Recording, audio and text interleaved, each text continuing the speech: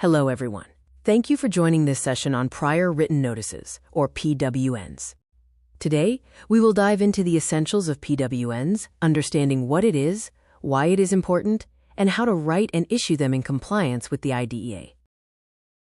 At the end of this session, participants will be able to define Prior Written Notice, PWN, know when to provide one, understand its importance, and be able to write a compliant PWN.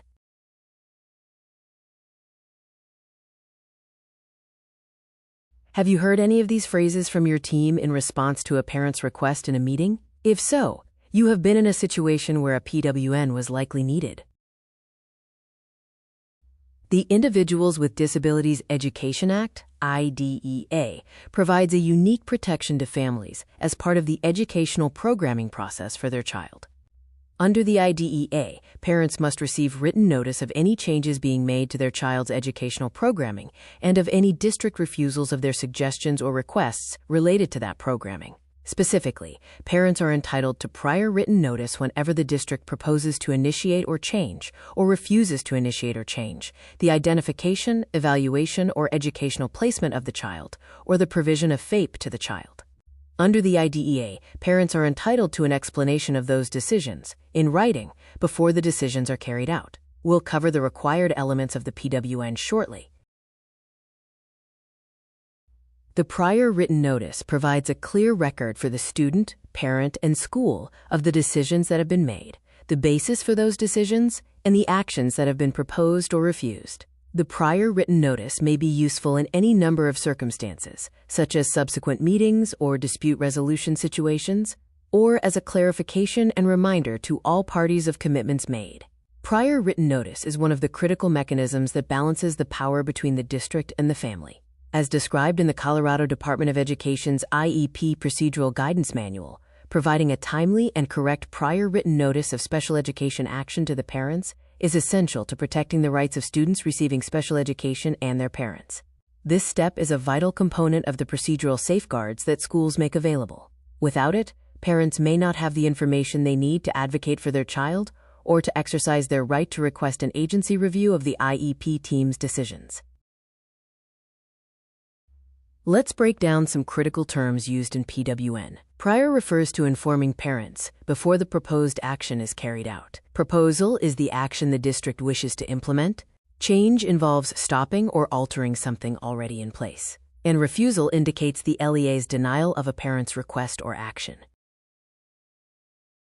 A PWN is required when the public agency proposes or refuses to initiate or change a student's identification, evaluation, educational placement, or the provision of FAPE.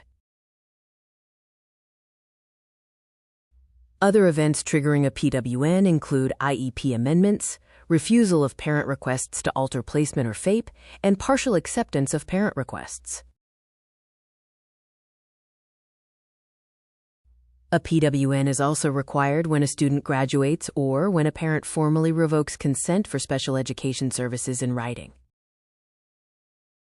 A PWN is necessary when a student transfers into the district from another district, a facility school, a charter school authorized by a different district, or out of state.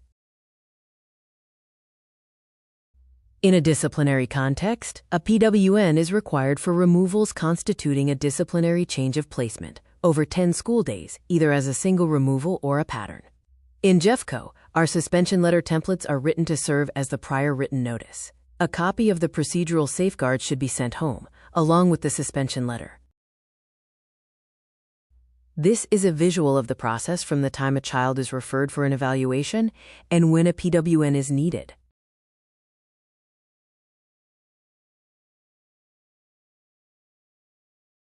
A PWN is not needed for general screenings, observations for instructional purposes, changes in intervention strategy, changes in schedule or classroom assignment, or progress monitoring/reports. As you all know, we currently use the Enrich system for our IEPs.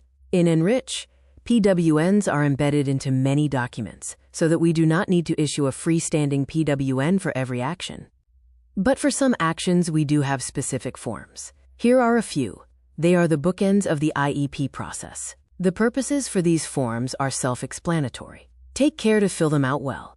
They set the stage for the next phase in a student's educational experience. Embedded PWNs are found within forms like the IEP Amendment PWN, Transfer Not Adopt, Transfer Interim Plan, Manifestation Determination Review, and the IEP itself to address parent proposals not adopted by the team. Many actions within Enrich automatically include embedded PWNs within the forms themselves. This streamlines our documentation process and helps ensure we stay compliant with procedural safeguards. However, there are situations where none of the embedded PWNs are appropriate. In those cases, we issue a freestanding PWN, a full, standalone document that clearly communicates a proposed or refused action regarding a student's special education services. If you're ever unsure which form to use, please consult your assistant director for guidance. Here are the scenarios where a freestanding PWN is required. A student is not found eligible for special education services. A parent refuses to sign consent for evaluation. A parent refuses to sign consent for the initial provision of services. A parent revokes the IEP. An outside report is provided, but it does not warrant a reevaluation, special evaluation, new IEP, or amendment. In these situations, we issue a PWN stating that no changes will be made based on the report. A parent makes a request at an additional meeting, but the request does not trigger a new IEP or amendment.